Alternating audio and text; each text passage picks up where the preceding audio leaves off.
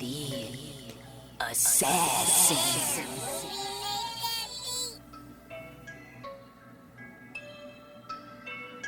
You know I break necks, call me Jack Tatum. The Lakers suck. I have no regrets while your life is fading. The Lakers suck. I'm a crazy fuck equivalent to Satan. The Lakers when suck. I'm behind the mic, I feel like the greatest. The Lakers suck. You know I break necks, call me Jack Tatum. The Lakers suck. I have no regrets while your life is fading. The Lakers suck. I'm a crazy fuck equivalent to Satan. The Lakers when I'm behind suck. the mic, I feel like the greatest.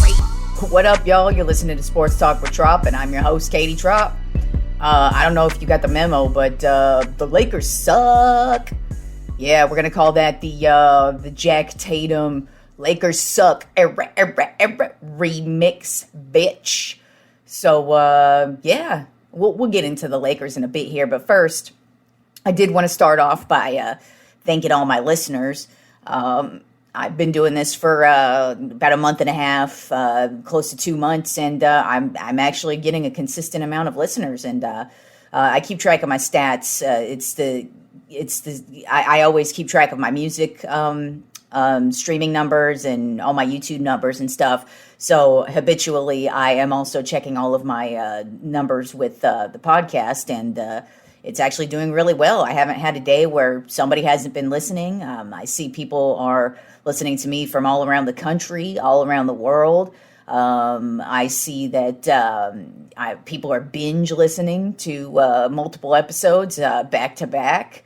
And yeah, so shout out to everybody who's listening to me all the way in California, Texas, New York, Florida, London, Jamaica, man, I'm just like Canada. It's crazy. So I really do want to thank everybody for listening. It's been pretty awesome. Didn't know if people were gonna like it or not, and so far I'm getting a positive reaction. So thank you all for listening to my bitch ass. I'm happy I can entertain you in some way. But first things first, since the March Madness is going to be rolling around here pretty soon in a couple of weeks. I did start a bracket pick'em league on Yahoo, and it's public. So if that's the type of thing you're into, just sign on to Yahoo. And the league's called Busted Brackets, and the ID number is 5154. So if you want to come on in and give it a go and make the wrong picks just like the rest of us, come on into the league.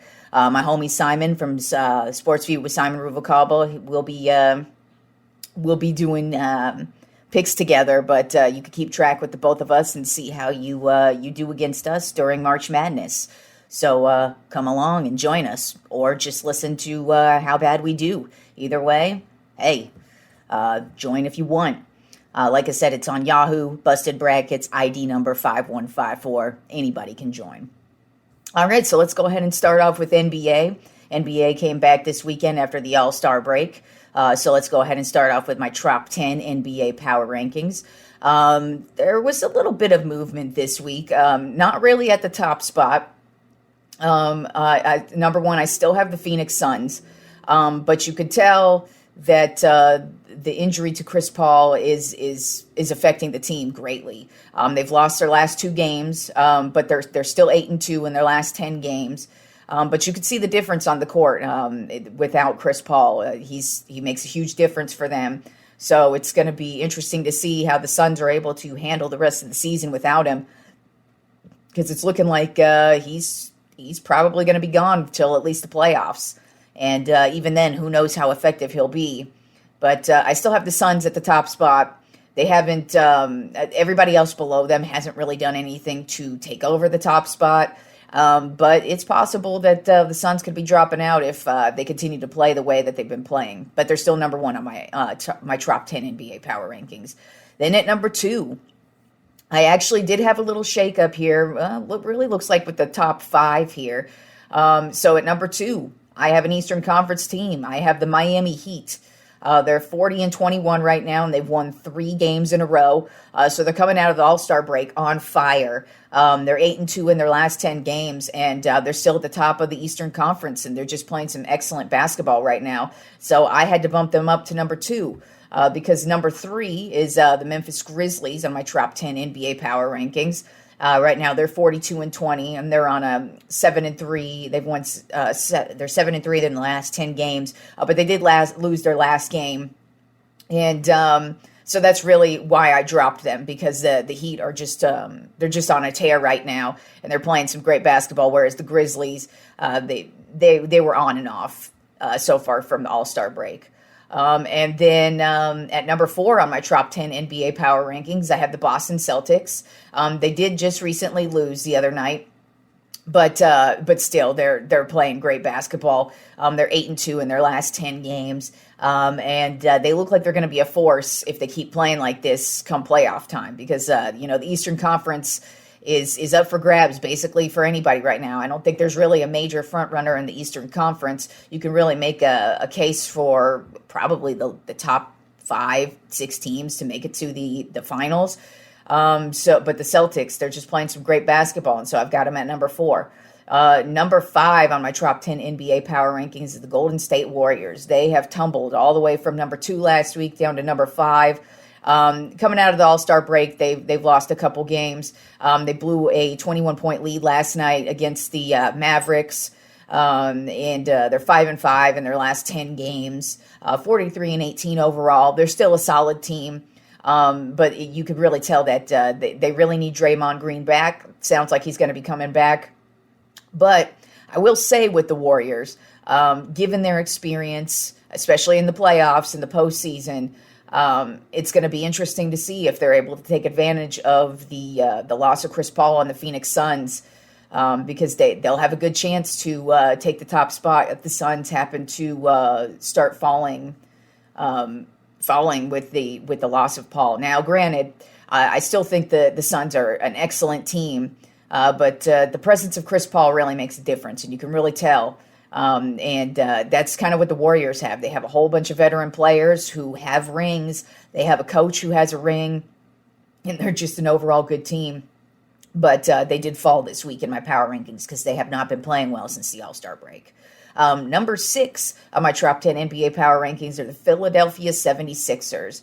They're 37-23 right now. They've won 3 straight, and they're 6-4 in their last 10 games. James Harden, he did make his debut with them this week, and he's balling uncontrollably. He had a triple-double last night against the Knicks, and he's just come to play ball. I had a feeling trading for him was going to work out, at least for the rest of this season, because he's going to be dedicated to at least playing the rest of the season and probably not cause any drama. And Joel Embiid seems to be pretty happy with him, and it's much better than having Ben Simmons not doing anything and just taking up roster space when you could have a perfectly fine player like James Harden, who's come on so far. And like I said, the Eastern Conference is up for grabs right now. And if he plays that way, then they're going to be a really difficult team to stop, because Joel Embiid is just playing at an MVP level. And so if you got guys on him, well, that leaves Harden open. Now, granted, James Harden has been known to play a disappearing act once the postseason rolls around. But, we'll see what happens. But at this point, he's turned it on. He's played in 2 games so far for the 76ers, and he looks like he's going to fit in well, and they traded for him at the perfect time, and we'll see what happens. But they're number 6 on my Top 10 this week. Then number 7 on my Top 10 NBA power rankings are the Utah Jazz, 38-22, 8-2 in their last 10 games. They're on a 2-game winning streak, playing really well since the All-Star break. It was really difficult, actually, because I almost put the number 8 team above them. But right now, the Jazz, they're just playing great. Ever since the Donovan Mitchell and, I'm drawing a blank on the center's name, right? Gobert. Ever since the 2 of them have come back from injury, Jazz are solid. So I kind of feel like if those 2 guys stay healthy for the rest of the year, The Jazz could be something to mess with in the Western Conference, but right now I've got them at number 7. Number 8 on my Top 10 NBA power rankings are the Denver Nuggets. They are on fire right now. They're actually the hottest team in the NBA right now. They've won 6 straight. They're 8-2 in their last 10 games, 36-25 overall. But they're just playing some excellent basketball, and they got the longest winning streak in the league at this current point in time. And they started the season off pretty slow, but they seem to be clicking on all cylinders, at least right now, and so they're number 8.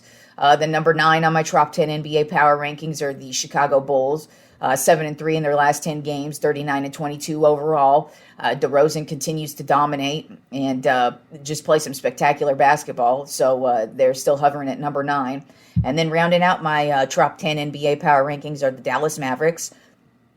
They're 36-25 overall and 7-3 in their last 10 games. And they just had a huge comeback yesterday against the Golden State Warriors. They were down by 21 points, and then they went on a 28-1 run and never looked back. And Luka just had an amazing game. I don't know about the Mavs. I don't know if I really think they're going to be a legit playoff contender. I expect them to make the playoffs, but I don't know how far they're going to go. But right now, they're rounding out the Top 10 on my NBA power rankings.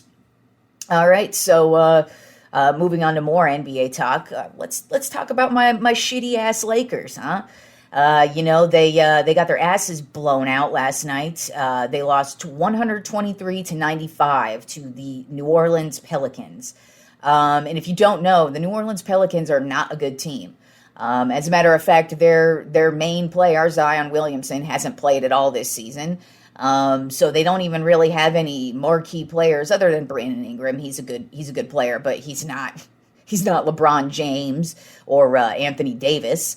But man, the Lakers, they are just looking like straight trash, homie. And I really think that was kind of like the last straw, in my opinion, where I just look at them and I go, I don't even think they're a legit team. Now, I've really had my questions about them even before the season started.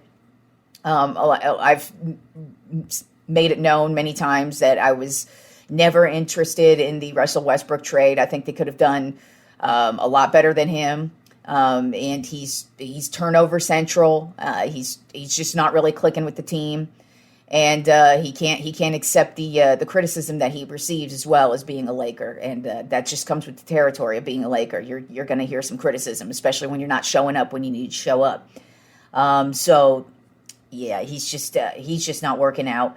And then Anthony Davis still injured. LeBron James having a great season, but other than him, that's all we've got going for us. And last night they had 23 turnovers, which is unacceptable. I mean, there wasn't even a point in the game where it looked like they were even interested in what was going on. They looked so lackadaisical in the way they were playing. They weren't clicking with each other. You could tell they're just not cohesive at all. And I can't even tell if they're a real team or not. And I'm sure part of the reason are the injuries. And so nobody's been able to get any playing time with each other. And as soon as somebody steps on the court, another guy gets injured. So it kind of ruins the flow. But that was to be expected. I mean, when you've got the 3 star players on your team taking up most of the salary cap, you can't really get any lower tier players to help out on the bench. And no matter what, I mean, you always need superstars. You always are going to need a great player to get you a championship, but you also need a great bench. And the Lakers, they don't have anything beyond really LeBron at this point. Like I said, Anthony Davis, he gets onto the court, he gets healthy, and then 3 games later, he's injured again and out for the next month. And so it's like, can we rely on him? And then LeBron's playing great. But it's actually just amusing to me because all last week during the All-Star break, it was, LeBron's mad at the Lakers. LeBron is unhappy with the moves that they didn't make. And it's like, well, these are the moves that you wanted. These are the teammates that you wanted. There's been many times where the Lakers wanted to go a different direction, but you wanted to go this direction, and they've always gone LeBron's way, at least from what we could tell. I mean, obviously, I'm not in the front office with any of them. I don't have any of these conversations with them, but from what I read, LeBron's basically gets what LeBron wants. And so I kind of feel like this is what he deserves. And to hear him bitching and complaining is like, well, you should be upset with yourself and not the Lakers front office. So it's I really think it'll be shocking if the Lakers actually do make the playoffs this year.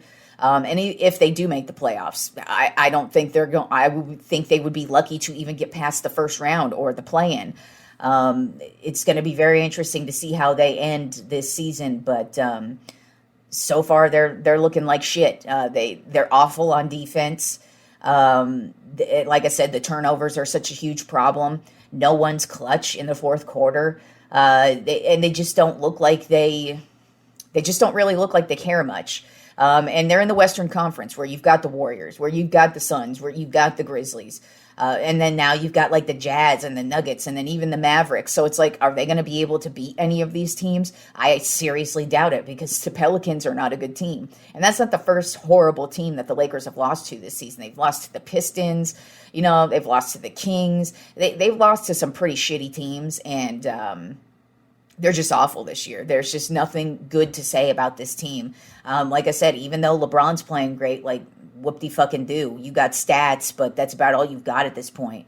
And like I said, it's just funny that last week it was all about him and what he wanted and how upset he was. And then it's like they come right out of the All-Star break and they look like trash. They don't even look like they give a shit. And I don't think there's anything that could save them. Hell, I don't even know if Anthony Davis were healthy, if they would even still be a good team. They might still be in this same position, hovering at the bottom of the West, because I don't think they could, with a healthy Suns team, hell, even with no Chris Paul on the Suns team, I think the Suns would smash them.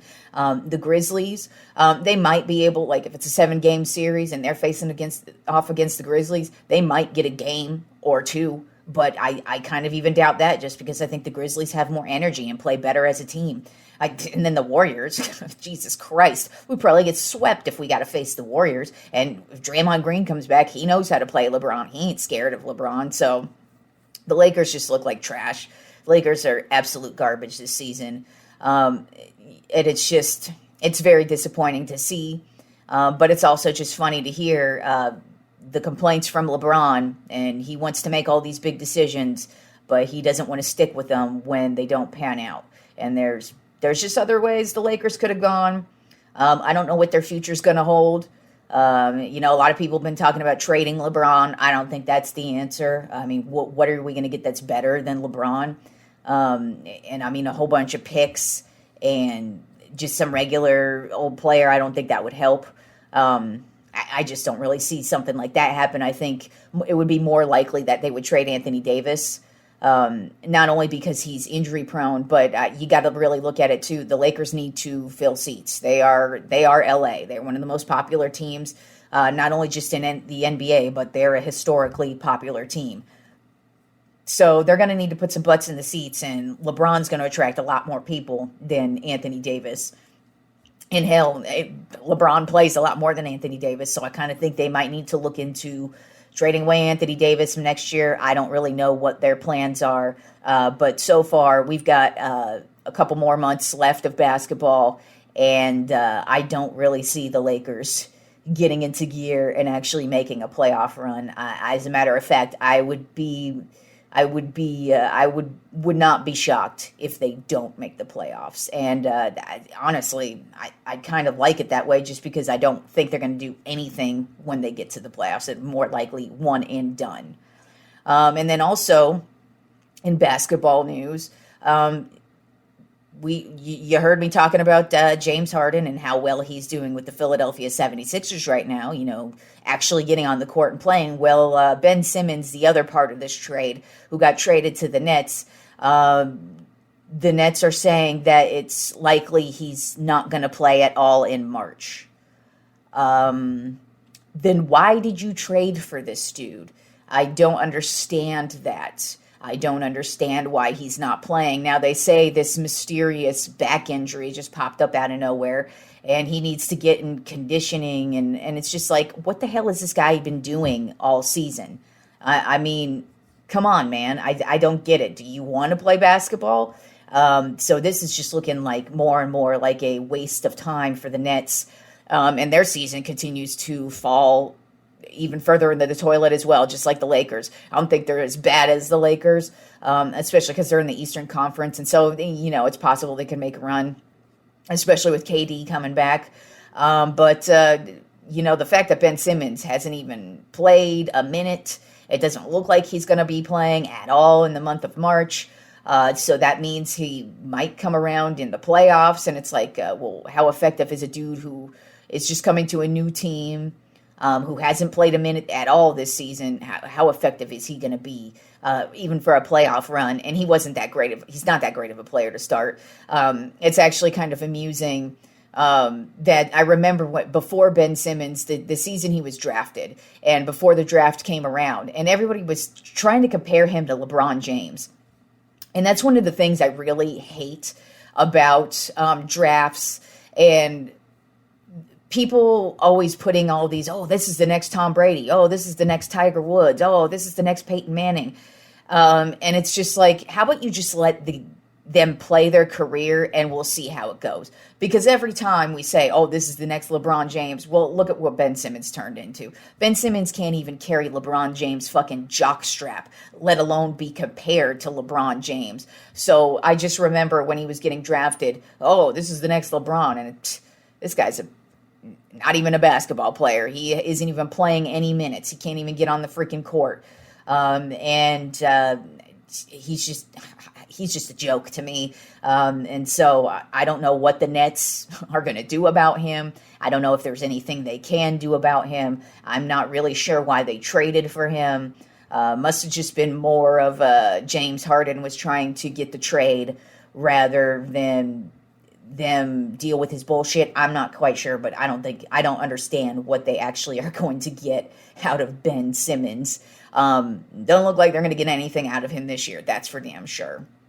All right, and now let's go ahead and move on to the NCAA Top 10. Lots of shakeups this week. 7 out of the top 10 ranked teams last week all lost this past weekend. So there actually was a little bit of shakeup, more at the bottom. I mean, the top's exactly the same. Even though Gonzaga, one of the teams that lost this weekend, they lost to St. Mary's.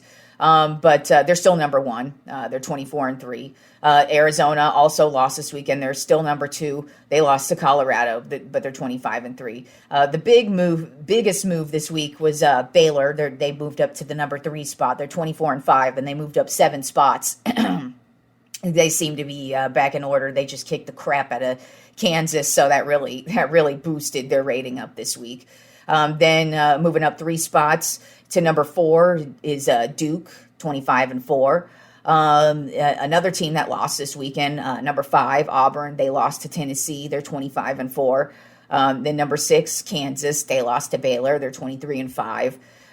Then Kentucky also lost this week. They lost to Arkansas. They're number 7, and overall they're 23-6. Then another team that lost this week at number 8, Purdue. They lost to Michigan State. They're 24-5. But then these last 2 teams actually benefited from a couple of other losses from a couple other teams. Providence bumped up to number 9, and they're 24-3 overall. And then Wisconsin bumped up to number 10. They're 23-5 overall. My Texas Longhorns dropped a spot to 21. They're 21-8. We got a big game tonight against Baylor. With the way Baylor's playing, my hopes are not high that they're going to get a win tonight. But hey, you never know. It's a conference matchup, so anything can happen. And speaking of that, the conference tournaments will be beginning. This is the last week of the regular season for NCAA basketball, and then the conference tourneys will begin this weekend, and then they'll go through next week, and then we get March Madness. So March Madness is right around the corner. Like I said, if you want to join my league on my league on Yahoo, you could go to Yahoo and go to ID number 5154. League's called Busted Brackets. Anybody can join. If you want to do some bracket pick'em with me and Simon. And then moving on to baseball. Unfortunately, we're still in a lockout as of right now. No movement has been made, at least from what I saw before I started recording the podcast about 20 minutes ago. So nothing's been happening. It sounds like they're making some movement, but I mean, if they don't do anything today, if they don't come to a deal today, basically we're going to start losing some games in the regular season. So we'll see what happens tonight. There's always the possibility that they will make a deal right before the end of the deadline, but we'll see. I can't really say my hopes are high that they're going to get a deal done. It kind of sounds like they may not, but what the fuck do I know? It could just be none of us really know what's going on in these negotiations. So fingers crossed that we're going to have some baseball starting on time at the end of next month. And then also in more baseball news, Derek Jeter stepped down as the Marlins CEO. And he also no longer is a stakeholder in the team. He owned 4% of the team.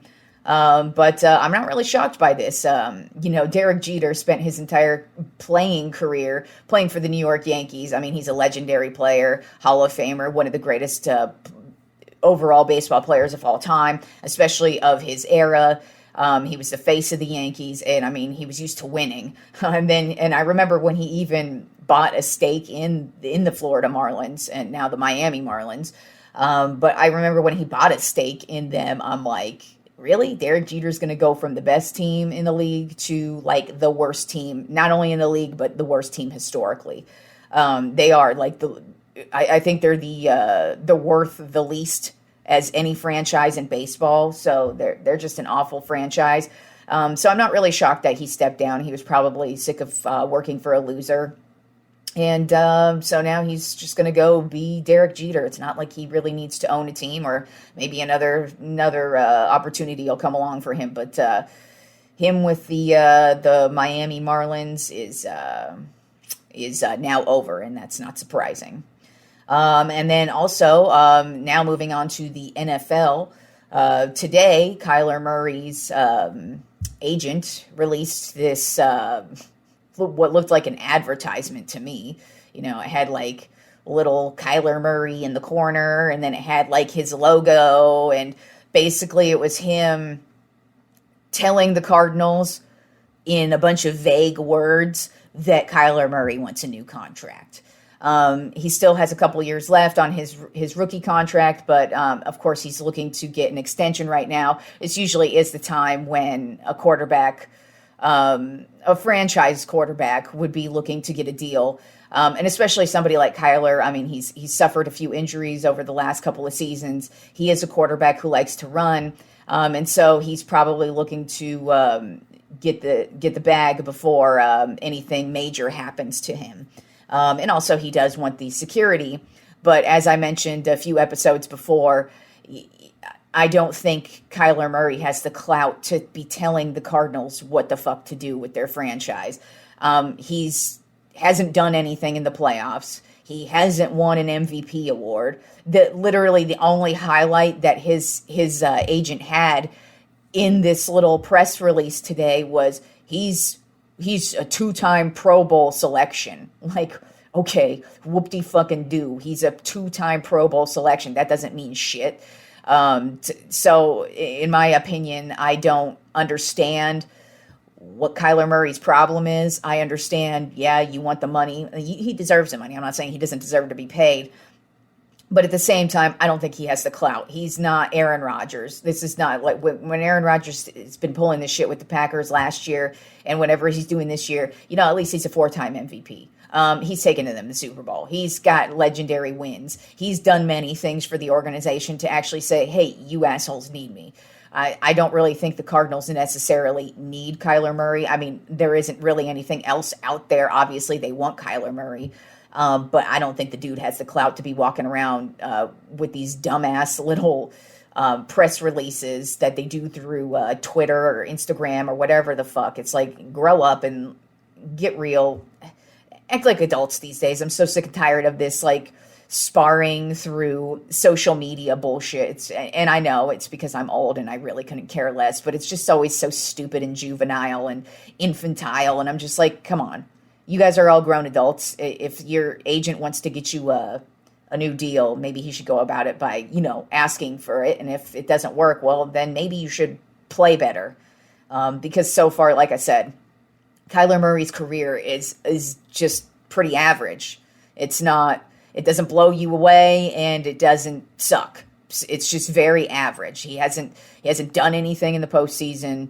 Like I said, he hasn't won an MVP. So if I was the Cardinals, I'd probably held out another year as well, just to see what you've got. And if he's going to keep playing these stupid games, well, then maybe next year you might want to look into somebody else. Who knows? But that's the latest on Kyler Murray. Then also announced today were all the home teams for the international games. So the first one is the first week is going to be in the UK, in London. And the Green Bay Packers are going to be the home team technically. So that should be finally the UK gets like a decent team, unless Aaron Rodgers screws them over. But if Aaron Rodgers and the team is all good, then hey, good for the UK. They finally get to see somebody else besides the Jaguars play. Then the Germany game, home team is going to be the Tampa Bay Buccaneers. That would have been better if Tom Brady were going to be the quarterback. So I don't know how well that game's going to go. Since that team's so up in the air, but we don't know who their opponent is either. But Tampa's going to be the first team to play in Germany. Then we've got the Arizona Cardinals are going to be the Mexico City. They're going to play Mexico City, and they're going to be considered the home team. Then they're going to go back to the UK, and New Orleans will be the home team. And then rounding out the last UK home team, of course, the Jaguars, because London's very own Jaguars. We like to torture them with the shitty-ass Jaguars every year. I mean, I understand because I know their owner, he has a soccer team there. He's got a lot of roots in London, so I get it. But I just always feel sorry for jolly old London. They get our scraps. They never get, like, a good team. So, I mean, hey, luckily they at least get Green Bay. Like I said, Aaron Rodgers still playing for them. Then they're going to at least get to see a real team for once. And then so since we're talking NFL, I'm going to go ahead and talk about the needs for each team in the NFC North and the AFC North. So we'll go ahead and start off with the Packers. They are currently the 28th pick in the first round of the draft. I would say their needs to fill this offseason would be the offensive line. Could use a little bit more help. It's not like they have a ton of holes. They could probably use one more guard. But they could use some help on the offensive line. I think they could definitely use some help at wide receiver, regardless of what happens with Davante Adams. They definitely are going to need some more weapons out there for Aaron Rodgers. And so, like I said, with wide receiver, I think they're going to need some help at tight end as well. And then also the defensive line. Their defense was very good this year, but they could use some more help on the pass rushing side of things. Some of their notable free agents this offseason are Davante Adams, of course, Robert Tonyan, and Kevin King. Out of all of them, you got to go after Davante Adams. I don't know how you would let him go. Also, regardless of what happens with Aaron Rodgers, I think you just got to keep Davante Adams. He's one of the best receivers in the league, and he's a playmaker. And I just don't think you can let that guy go. Then moving on to the Minnesota Vikings. They're currently the 12th pick in the first round of the draft. Their needs are mostly on the defensive side of the ball. Offensively, they're pretty explosive. I don't believe in Kirk Cousins. He's just more of like a stats quarterback to me. But really, I don't know what else they'd be able to get other than him. So, I mean, you got to kind of ride with him. But, I mean, hell, they got a solid ground game, solid offensive line, 2 top-tier wide receivers. So, offensively, they're really good. But on defense, they could definitely use some help basically at every single position on the defensive side of the ball. They could use some help on the defensive line. They could use some help at cornerback, and they could use some help at the linebacker position, especially because some of their notable free agents that are going to be available are Anthony Barr, linebacker, who's been a solid linebacker since the day they drafted him. Patrick Peterson. Now, he didn't really have that spectacular of a season with them, but hey, Patrick Peterson is still a solid cornerback, so that's a big hole that you got to fill. Then also Sheldon Richardson and Everson Griffin. Then moving on to the Chicago Bears. They actually don't have any first-round picks this year, at least currently so far, unless they happen to trade up. So that's no good when you've got a new coach, a new quarterback, and you've got a lot of holes to fill on this team. I mean, really, there are so many needs for the Chicago Bears. It's really difficult to even start. I would start at the offensive line because if you're going with Justin Fields as your quarterback, which obviously they're going to since he's only going into his second season this year, that offensive line couldn't keep him up. And while he is a very shifty quarterback, he can run and he's good on the run. He still took some really major hits. And so you're going to definitely need to protect him. And if he's, like I said, if he's going to be your franchise quarterback, you really need to get some good, solid offensive linemen. So if I were them, I'd actually probably spend a first-round pick on an offensive lineman. Oh, that's right. They don't have a first-round pick. But there are going to be some guys out there in free agency, but they definitely need some help on that offensive line. They're also going to need some help at the wide receiver position. They were very depleted last year, especially with the injury of Allen Robinson for most of the year. But even if he wasn't injured, I still think that was a position that they were going to need to upgrade at. And this is definitely the season to get a notable wide receiver. And I think they're definitely going to need to get a good wide receiver for Justin Fields. Then on the defensive side of the ball, I think they need some help in the secondary, whether it be at cornerback or safety. And then they need some help on the defensive line. The pass rush was pretty weak this year, and that says a lot because the Bears, even when they're awful, they're still known for their defense.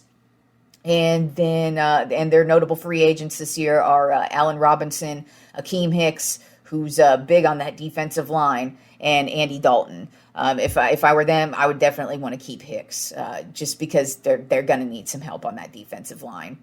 And then to round out the NFC North, the Detroit Lions, pick number 2 overall in the first round. No surprise there. The Lions should be. That's basically like home to them. Is the top 5 of the draft. It seems like every single year the Detroit Lions are in the top 5, and you're like, oh yeah, they're going to get a good player, and they just never pan out because they're the Lions.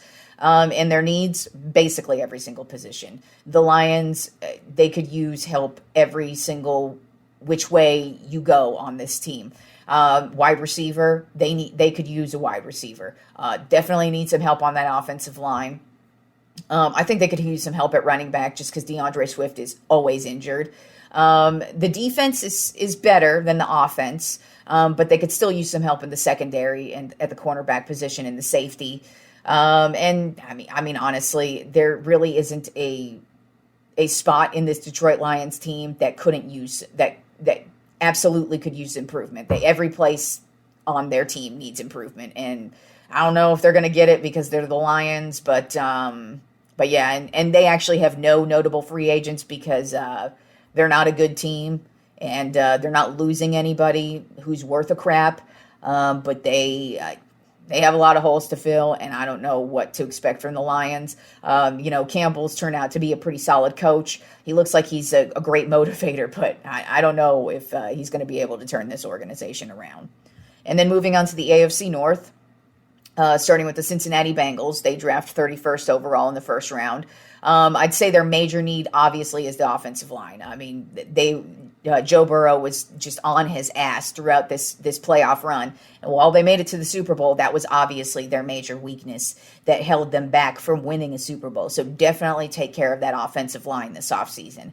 They could use some help in the secondary, whether it be at the cornerback position or the safety position.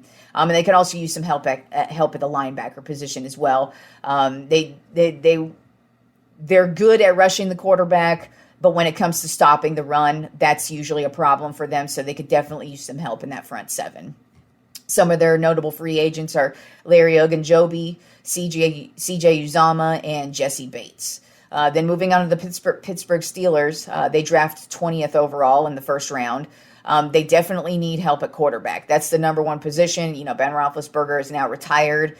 And their backup situation, I don't think any of their backups are going to do it.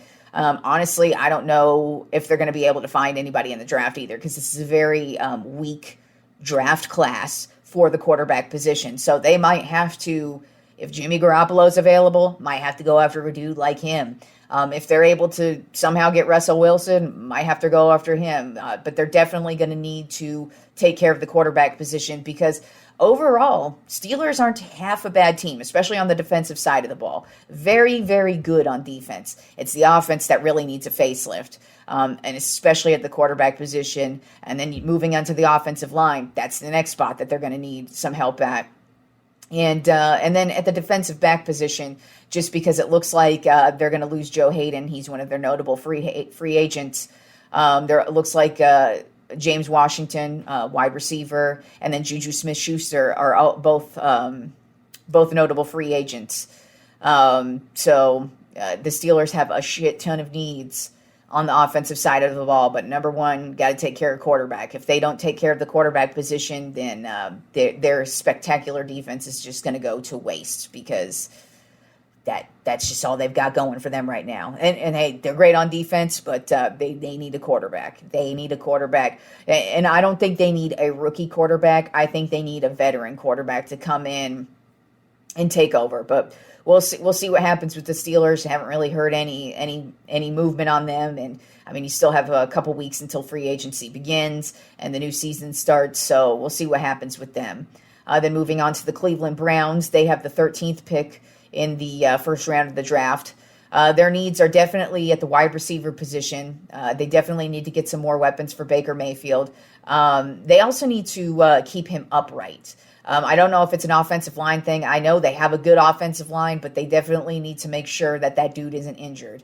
Then they definitely need some help at the linebacker position. And in the middle of the defensive line, they're definitely going to need some help. Couple of notable free agents from the Browns are Jadeveon Clowney, David Njoku, and Takk McKinley. And then last, the Baltimore Ravens. They have the 14th overall pick in the draft. Their needs, definitely they need a wide receiver. I don't know why they haven't taken care of the wide receiver position. For some reason, I think they think Hollywood Brown is a perfect number one, and he's just a number two receiver. He's not bad, but that dude's not going to light anybody up. So they definitely need to get Lamar Jackson some more weapons through the air.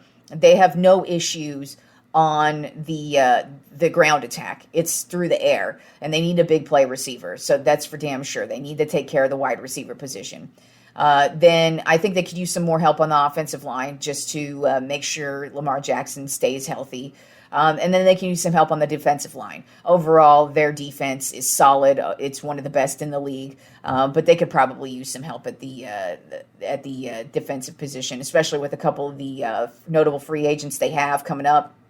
That would be Calais Campbell on the defensive side of the ball, Justin Houston on the defensive side of the ball, and Patrick Ricard on the defensive side of the ball. So they're losing. Those aren't really like key players, but they could use some improvement there. And so, yeah, that's the NFC and AFC North team needs. And we'll do the AFC and NFC South on Friday. And so, yeah, that's this week in sports, and I'll talk to you guys on Friday.